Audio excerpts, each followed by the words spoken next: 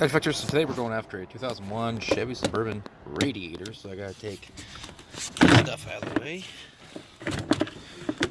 Yep, well, that works. So we're just gotta pop this off here. So I got the air nozzle out of the way. So there's Christmas trees, little thing that you pull up, get out of the way. So now we're gonna go ahead and we're gonna get these tabs. That one.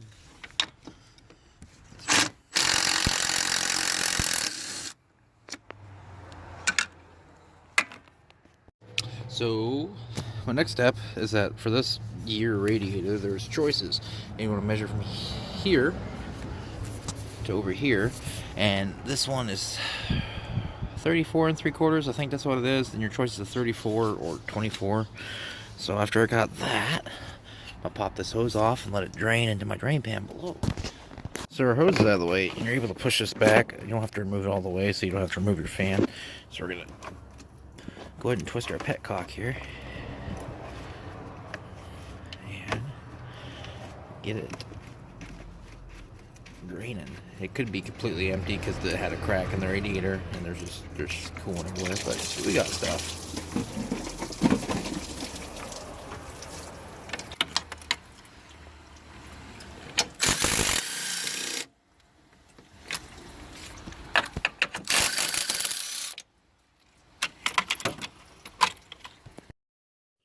So when you take out your radiator, make sure you compare like to like. Make sure you have the same amount of oil cooler lines that you do on your new one.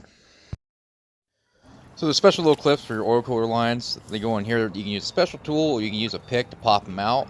And when you put your new lines in, you want to push them in and try to pull them out and make sure they don't come loose. Okay, so you want to make sure that you put your stuff back where you got it.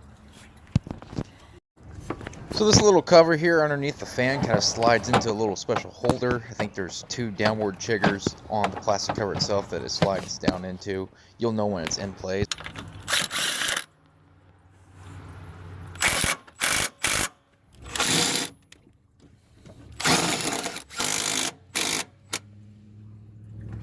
So I'm out of focus a little bit, but down here at the bottom there is my lines I was telling you about. You want to make sure you push your tranny cooler lines in and try to pop them out. If you can pop them out, they're not in all the way. So I'm going to get a little better look up here. You'll be able to see it.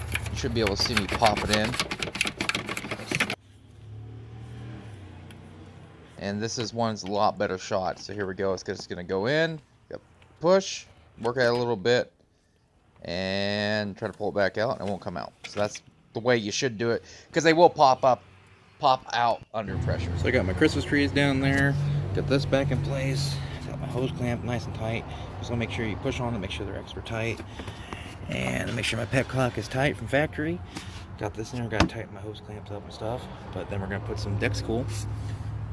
And when you do this, you always want to make sure you check to see how much tranny fluid you lost. I lost a little bit, so I'll check my fluid after we run it.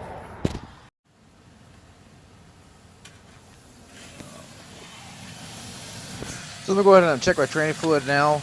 It looks good on the stick. It's a little dark, so I recommended the service, but that's good. So that's how you do the radiator on the Suburban 2001. If you have any questions, comment down below. Be sure to give me a like, subscribe, tell a friend about it. If you like what I'm doing for you, hopefully this wasn't too jumbled around. It's one of the first videos I've done in a while. Just things have been hectic. So main thing is that you want to check your transmission fluid, your coolant. After you go drive for a little bit, you want to check your coolant and your transmission fluid, before you go drive it. And you want to check your coolant after it's been sitting for a while, after you drove it, so it cools down nicely so you don't burn yourself. Because if you pull it off when it's hot, you can burn yourself.